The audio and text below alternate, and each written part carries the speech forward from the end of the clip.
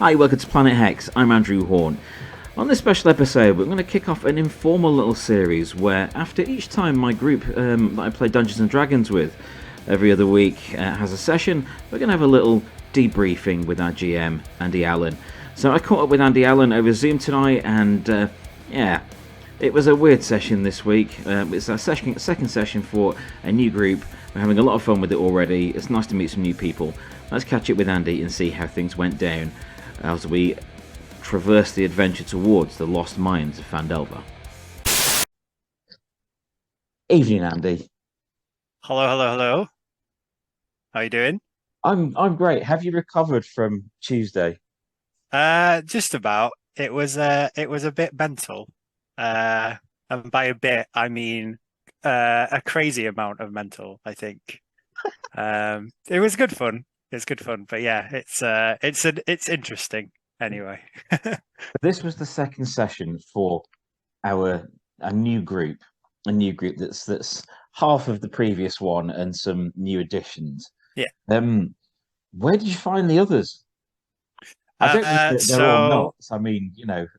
So there's a couple of so Annette, my partner, she plays as well, and a couple of them are her rugby friends. One right, of them yes, of course. who has I think it's a 40 things to do before she's 40. And one of the things was to play D&D, which I thought was pretty cool. So, Black eye on the uh, list because she turned up with a yeah, black yeah, eye. yeah. And then Julia, again, she's another rugby player of Annette's, but it's an interesting mechanic there because she's played through this campaign before with a different group.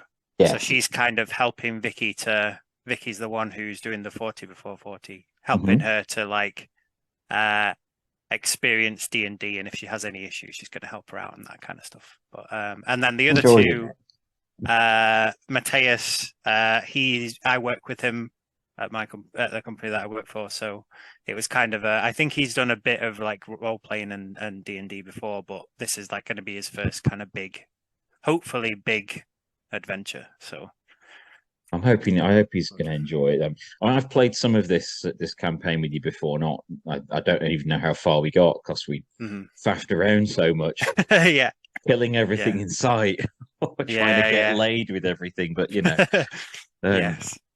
so it's entertaining. So how is it? How does it feel starting off again with a new group, with a different dynamic?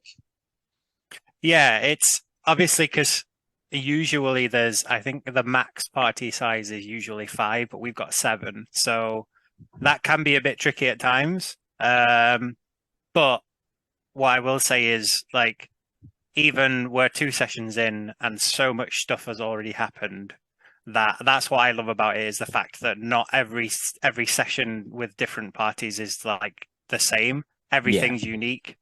And I think there's a nice dynamic there. There's people who have, like say, not really played it before, don't really know what's going on, but are still having a really good time. And then there's some who have been through it and kind of know bits and bobs and are kind of like, okay, well, let's try and like scuffer up the DM as much as we can, which is what I have to deal with. But but you do it but with yeah, it's grace. good. It's good fun. Yeah, it's a good laugh and yeah, like I say, the one thing that I try and do is I try and have. So we obviously, we usually sit around a table. I usually just go around the table and be like, right, what are you doing? What are you Yeah. doing? Kind of thing. So not everybody's kind of jumping in all at the same time because that can just get just a mess sometimes. Obviously, when you're in combat, it's initiative order, so that kind of orders things up a bit. But when we're outside of combat, it's kind of a case of going, right, there's seven of you, bear with me. I'll let everybody have do their own thing. Um, but yeah, it seems to be, fingers crossed, it seems to be working so far. So I'm having a lot of fun with it. It's nice to meet some new people, which is something I don't do very often. So I work from home, yeah. so largely it's my wife, the kids, and the cats. Occasionally the stick Mhm. insects that are in my son's room, Nice.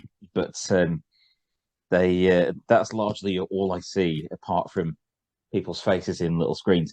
So it's Yeah. nice to be sat around a table with everyone else's body over, Yeah.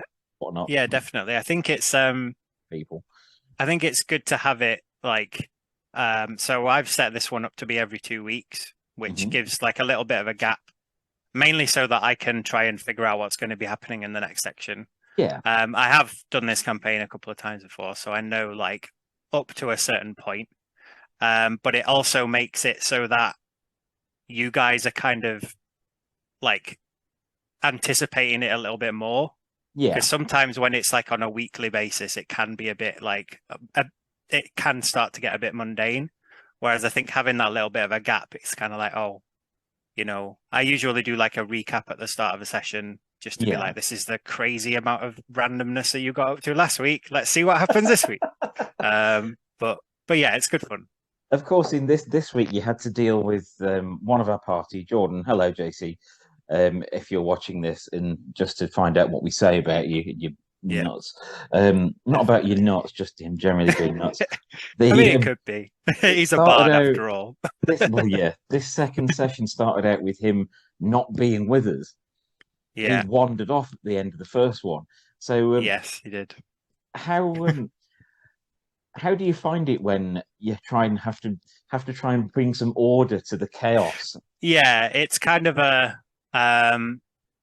kind of let them go off to a tangent to some extent, but I always don't try and like split the party unless they're in like the same location. So if they're in like a dungeon and there's two paths to go and they want to split up, that's fine.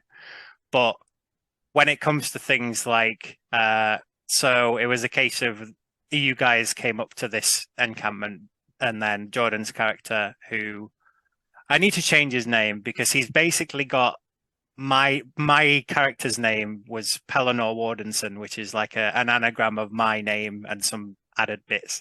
And I forgot to change it on his character sheet, but he's just stuck with it. He's like, no, this is who I'm with. This is what it is. This is what's on my character, which is fine. Very Like I that's don't very mind that. Jordan. And they kind of ended up being lost in a forest, but the forest was quite close to where we were. So rather than have him go off and do a completely different adventure, which he'd have probably been happy with, I kind of go, right, I kind of set myself a little goal of going, let's roll some dice, and then I'll come up with a random thing that happened in a certain amount of time period. So in this example, he somehow came across some giant rats, fought off some giant rats, found a rat head, and also found a parchment which had a map which could potentially lead to stuff further down the adventure. So if anything like that tends to happen, I kind of just make it so that they'll regroup with the party, but while ever they've gone off, something will have happened, but it's not going to be a case of this is going to interfere with the main campaign and the main session that's going on at that time. Can use it as a chance for some foreshadowing. Yeah, exactly. So like this is obviously he's found this parchment with a map which could or could not lead to somewhere which is potentially going to be later on in the campaign kind of thing. So it's a lot to do, but it's kind of fun. It kind of gives a little bit of like information that you might not have necessarily known before. And that's kind of the structure that I'm going to try and be doing going forwards as well. So if anything kind of happens, you'll probably end up getting some form of item and you'll get some form of like hint or clue as to where to go next should the party, for example, be stuck at a specific bit. Have the previous times you've done this campaign, have they gone off at mad tangents or anything like that? Not crazily. I think so for those who are watching, we're doing the Lost Mines of Phandelver campaign, which is one of the starter set ones. Some people might know, but if you don't, there's kind of a little bit of combat. Then there's like a cave kind of exploration bit. And then after that, the campaign kind of opens up. So you end up being in a town, there's a lot of different things that can happen all at the same time, or there's different paths to go down. So in that instance, it'll probably be a case of I'll introduce you to all the different options that are available. And then it's up to the party to decide what they want to do. They can do all of them, they can do some of them. I try and make it so that they all stick together. One of the good things about the starter set is that each character has their own like character background that's linked to the story, which Yeah. definitely helps with like decision making. So I keep forgetting to Someone, look at mine, so I need to yeah. pay more attention to his background.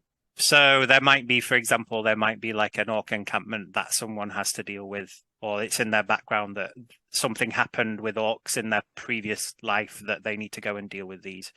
Or it might be that they've got to go and meet a specific person. That specific person is mentioned when I discuss them, and they'll be like, "Oh, I need to go and speak to this person. Is it possible that we can go and do this, and then we'll do that kind of thing?" So it ebbs and flows, but it means that not everyone's just sitting around trying to like just be like, "Oh, why are we doing this bit? We could be doing this bit." It's kind of a case of I let the party decide between them, and then we take it from there. But yeah, it's kind of it's a good campaign. Like I say, I've not, even though I've ran it quite a few times, I've not gone to the end. So I don't even know what's going to happen. I've got quite far, but I've not got to done the finish. Like I've read through it, but I've not read through it like fully. So I know like bits and bobs that happen, and I know that there's like a big bad and all that kind of stuff. Have you But got to the page where it says, "And it was all a dream"? not as of yet. No, there's some interesting bits that do happen. I'm not going to mention any spoilers in case anybody's watching, but there are some good bits and some juicy parts coming up, which should be a lot of fun for people. So yeah, it should be good. Excellent. I'm having a lot of fun with it. I mean, I started out with you. You're my only GM so far. Yes, so honoured. Great experience so far. It's been, Mm. there's the social aspect to it, which has been fun, and it's been fun watching Jordan wind you up Yeah, for so long. there's certain tolerance levels. Like obviously, I've known Jordan for years now. We went to uni together, all that kind of stuff. So I know like how to handle it. But even then, there'll be some random thing that he'll try and do where I'm like, I have never experienced someone doing that before.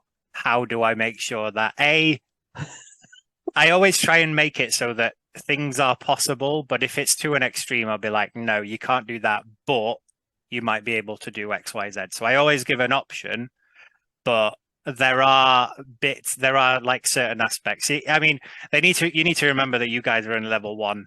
I can't Yeah, have you yeah, guys with an armor class of 20. I can't have you guys with an intimidate of 30 or whatever right at the start, because whilst that's all well and good and all well and fun, it kind of it can potentially be like game breaking.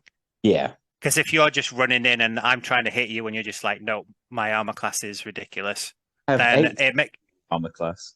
yeah. So it kind of makes it not fun for me as a DM, because even though a DM is supposed to sway the adventure, there's going to be times where I'm going to put you guys in danger, and I don't want it to be a case of I'm trying to hit you with stuff and you're just bashing it away. But at the same time, I don't want it to be a case of all my monsters are going to kill you in one shot. So Yeah, it's finding that good balance. There are some bits in this adventure where they do pile a lot of enemies at you. So if we were doing this for like 3 or 4 players, for example, and then there's bits where we've been in the hideout and you've seen that there are places where there's 6 goblins. If 6 goblins hit a party of 3 or 4 and they're each doing 5 damage each, say, level 1 characters only have about 10 health max. yeah, So that's going to end up being a TPK or a total party kill, which is what I'm trying to avoid. Now, the fact that there's 7 of you means I don't have to reduce the amount of things, and in some cases I might have to increase them because there's so many of you. But yeah. again, that's all to do with the balance and the structure of the campaign, and what I want to put in and what I don't want to put in, kind of thing. So A challenge for people, but you've also got to make it so it's not so hard that people are put off continuing the campaign. exactly. It's a case of I don't want it to be a case of, because there's such a big party, if I put 5 things in, 5 of you go in, guns ablazing, kill them. There's 2 people who haven't done any actions, and they're just like, well, why am I here? So I'm trying to make it so that there's enough enemies in there that everybody might potentially get a hit against them. B, if I hit you guys, 2 of your guys might go down, and then there's still 5 of you to do actions to heal the people, that kind of stuff. So I put it sometimes trying to put you in tricky situations, but it's not going to be a case of I'm going to kill your characters outright. Not yet, anyway. That's good. All set up as well with the maps and the minis and stuff. Where are Yeah. those sourced? So most of them are most of them are free, or you can just search on Google to try and find the maps and stuff to download. Whilst maps and things are good, and it does put into perspective kind of where you're at, like ranges and all that kind of stuff. Fourth edition, which is the version previous to this, was a lot of like, I have a miniature, I want to move it 3 squares, and that will be where I'm going to move and all that kind of stuff. Whereas fifth edition has kind of stripped that all back and gone, just describe the area. It might not necessarily be accurate as to how far away it is, but if you can describe in as much detail where things are at, like you're in a room, the room's about 30 feet wide, 30 feet long. There's a couple of pillars, there's a couple of bad guys, there's one guy behind a pillar, he's about 10 feet away from you, that kind of stuff. So you can describe it as much as you can. Now, I still quite like maps because they're quite good. You can kind of see what's going on. But at the same time, printing out a map big enough for 7 people to see can take up 10 pages of colored paper. So it's that kind of balance. I'm going to look to try and, I think I might have got some, but I've got some like squared paper, which is just a rollout where you can draw on it and then scribble it off and that kind of stuff. So whilst it may be a bit more prep for me, it might be better than like printing off a map of each dungeon or that kind of stuff. So, but I don't mind doing it, but at the same time, it's kind of and then the tokens that I got are just, there's like a token creator that's online where you can Those just are create fun. tokens and print them off. Yeah, they're a lot of fun. Like I say, I mean, the end goal would be like fully printed terrain and miniatures and all that kind of stuff, which what I'd hope to try and do is I'm going to have a look at like the end kind of dungeon or boss or that kind of stuff and try and make it so that I can recreate that in an actual physical format. So I'll get like physical miniatures for all of the party, and there'll be like a full scale dungeon or a full scale map with a boss that's actually like in front of you. Can you move pieces around and stuff? But I don't want that to be like every single bit, which is why like printing stuff off of paper is really good, because each of you's got a token. Oh, I can't hear you, mate. Sorry, I don't know what's happened, whether you've accidentally muted it or not. I muted myself. There you go. You're back now. Back. Yeah, next time I'm in town, I'm hoping to be in town in the weekend. I might go to the Dice Cup, and I just want to get more familiar with my character, because I didn't before with my previous character Halden Gray. I didn't get a mini. I drew him a couple of times, but I didn't do much trying to spend some time with him. So I think with Lyris, I might go and get it's good to like have that connection to some degree. Obviously, just for the sake of it, not to use in the game yet, just for the sake. Yeah, exactly. Like I always. Like I've done campaigns with other DMs, and I've played as well as DM'd and stuff, and it's good to have that connection. But at the same time, I'm kind of a bit like, almost don't get too attached. Like I don't, obviously, God forbid, I don't want anything to happen. But at the same time, I've been in a campaign now for a couple of years, and this is my 3rd character that I've played. So it's kind of whilst it's all well and good and great, bonding with your character and one thing and another, and hopefully, fingers crossed, they'll last the whole of this campaign, because it's only up to level 5. So, but then after that, I'm gonna, if people want to, and obviously I want this to try and be a long campaign. So this adventure might flow into another adventure, or this adventure might be the starting point, and then I'll flesh out my own stuff rather than relying on one that's been created for me, kind of thing. So we'll see what happens anyway. Somehow I don't think Barry will get to the end of the campaign. No. Well, we've had a Barry, and now we've got a Larry. Had Barry was a goblin head on a string. Yeah, it was basically I don't think it was a head. I think it was just a full goblin. It was kind of what they called a disarming device. Throw in the head to see if there are any booby traps. And that was it, yeah. So that was kind of the first kind of hint where I was like, okay, these guys are going to test me as a DM now. But again, that it's experience for me, and it's fun for you guys to try and experiment and work Right, on how can bits we and mess with bobs. him today? Yeah, yeah. But yeah, it's all good fun. Like I say, I'm really enjoying it in terms of like a DM perspective because this is the biggest group that I've managed to DM so far, and people seem to be enjoying it. So that's the main thing. Like I always try and, like I've said, I always try and make it so that everybody has their own opportunity to do what they want to do. And if they can't, if it's something that is a bit out there or a bit tricky to do, I'll kind of be like, well, you might not be able to do it this way, but you might be able to do it that way, kind of thing. So I always don't necessarily say no. I'm always like, well, yes, but there might be repercussions, or you might not be able to do it in the way that you want to, but you might be able to do it this way, kind of thing. So, Do you find yourself trying to keep the pace of an evening going, or do you just let the group dictate? um, I kind of let the group dictate. Like sometimes if I want to get to a certain point, um, sometimes I'll kind of just be like, so what are you doing, guys? So I won't be like a forceful, right, we're moving on. I'll let the party chat. If the chat seems to be going on for 10, 15 minutes, I'll be like, right, I need a decision. Or if it's going on any longer than that, then I will do like a repercussion. So it'll be like, you've been chatting amongst yourselves, but if this was an actual campaign and you were actually talking like this in real life, there might be someone who's like eavesdropping in, or there might be a character that might have heard what you guys are doing, and therefore they'll come round and they'll start attacking you, that kind of stuff. So I don't necessarily steer you forward. I kind of just, be like, right, what are you doing, guys? Yeah. Where do you want to go? What do you want to do? And if you're stuck, I'll kind of be like, well, if you go this path, for example, it might be easier than going another path. Or I might be like, well, you've seen what's down this way, but you've not seen what's down this way. Do you want to go and have a look at this way, or that kind of stuff? So, um, It's fun. It's good fun. yeah, definitely. That's the main thing. Like, as long as people are enjoying it and it's fun, then that makes me happy and you guys happy. So, Do you find that having a mixture of like experienced players and new players, when the new players have had a couple of sessions, do they come back to you and say, this is really fun? I didn't think it'd be yeah, I like think it's a this. case of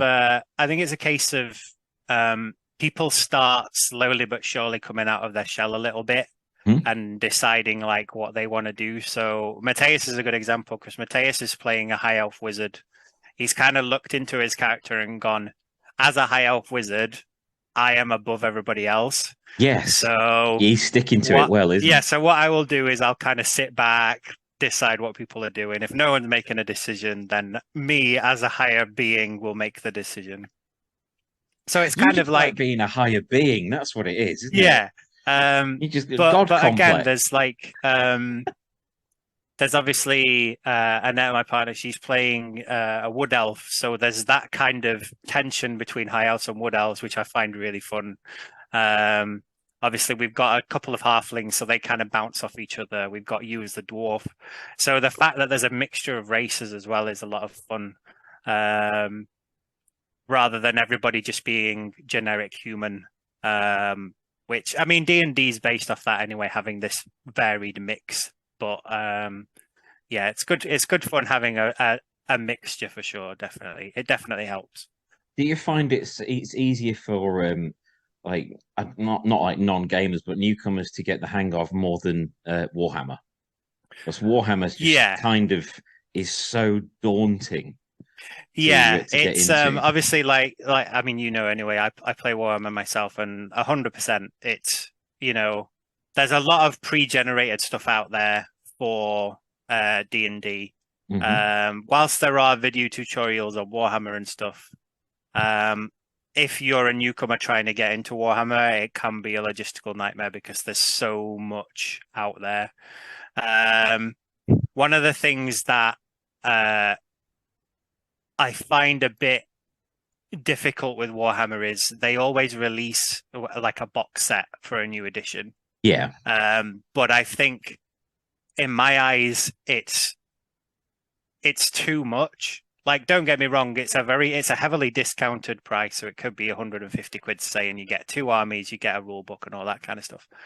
But once you've got that box and you're like, yeah, I'm going to start, and then you open it up, the fact that A, you've got to build everything, which some people enjoy, but B, then you've got a 300-page rule book that Yeah, you they have are to read through and dense. try and figure out. Don't get me wrong, D&D rule books are that big, but what's good about a D&D starter set is there's all the pre-generated characters. The character sheets are 2 pages long. You've Hmm. not got to flick through a 40, 50-page codex in order to figure out what your army is doing. It is something you can Um, pick up as you go along, isn't it? exactly. What I think they should do Warhammer wise is, and I mean they do it to some extent, but just have a box set where it has a very slimmed down version of the rules to start off with. You have a squad each or a couple of squads, and just a case of just being right. Here's how to play Warhammer. If you like it, great. Here's all the other stuff. But if you don't like it, or even if you just want to play a tiny little bit, if everything's encompassed into one tiny little thing, that then you can be like, right, here's a 10-man squad, here's another 10-man squad, just have a little battle, see if you enjoy it. Was the Um, there was the first Strike box set for 40k that was like yeah, that. Well, that was really yeah, good. that's the thing. But and they've got loads of different things now. They've got Blood Bowl, they've got Kill Team. One of the new things that they're doing with this edition is a thing called boarding actions, which is you're kind of fighting in and amongst like the corridors of a starship. Space But the Hulk. fact of so it's kind of it's very similar to Space Hulk. But the good thing about it is you have a very small, limited force that you can take. Hmm. And I've played it once and I absolutely love it because it is stripped down Warhammer. It's basically going, here's how to play Warhammer. There are 4 or 5 actions that your troops can do. You can only take 4 or 5 different troop choices. You're not like, bombarded with all the different things that you can take within an army. It's you can take a HQ, a couple of troops, and a couple of elites, and that's it. That's why I like Um, Kill Team. I played Kill Team a lot yeah, at Warhammer World, and mm, just the fact that it's a team, yeah, it's just a small squad yeah, that and the made it a fact lot that more it's entertaining.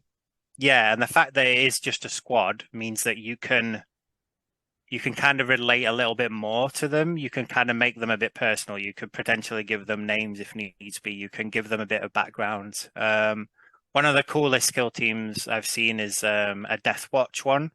So a Death Watch are a company that's made up of loads of different Space Marine chapters. So there'll be like one that's like a Blood Angels, a Salamanders, all that kind of stuff. And the fact that each one of them comes from their own chapter and each one of them is unique, it makes it's a very good game. I can't fault them for that. But yeah, Have I gone on mute again? There I am. you were a little bit muted, but you're back now. This microphone's knackered on these. So I think it is really accessible for D&D for new players to get into, and it seems a lot more social. I know there is a social aspect with Warhammer and Magic and so on, but I think that with D&D, from what I've seen with the previous group and this one, it gets Mm. people really involved, and I Yeah. really like that. So thank you for putting up with us. It is greatly Yeah. appreciated. I mean, one of the things I've liked to do is at some point do like an online session of us kind of playing the game so that people can see the madness for themselves. Yeah, I'd love Get that. some like cameras and stuff set up and see how people feel about it. But again, that's kind of future plans kind of thing. But yeah, like obviously one of the good things is you've got like Critical Role and things like that where There's a there's British one as well, the name of which escapes me, but there's a British one with a critical role sort of setup, mm, but everyone's got regional accents, so they already sound like right. D&D characters. Yeah. So that's kind of like the big plans. But like I say, you're very early in this campaign. This campaign, from what I've read so far, is a lot of fun. There's a lot of options. It's a great starter set to get people into it, to get people involved. And that's what it's all about, really. Just getting a few mates together, chuck some dice, have some fun. and just see where the session takes us. If it takes 50 sessions to complete this campaign, or it takes 10 sessions to complete this campaign, I don't care. As long as people are enjoying it, it'll take as long as that's the kind of key. That's the spirit. I look forward to catching up again after the next session. Thank you for joining me, Andy. Yeah, no worries, mate. Like I say, good fun. And everybody like and subscribe, because this guy's a legend. Cheers, dude. Thanks a lot.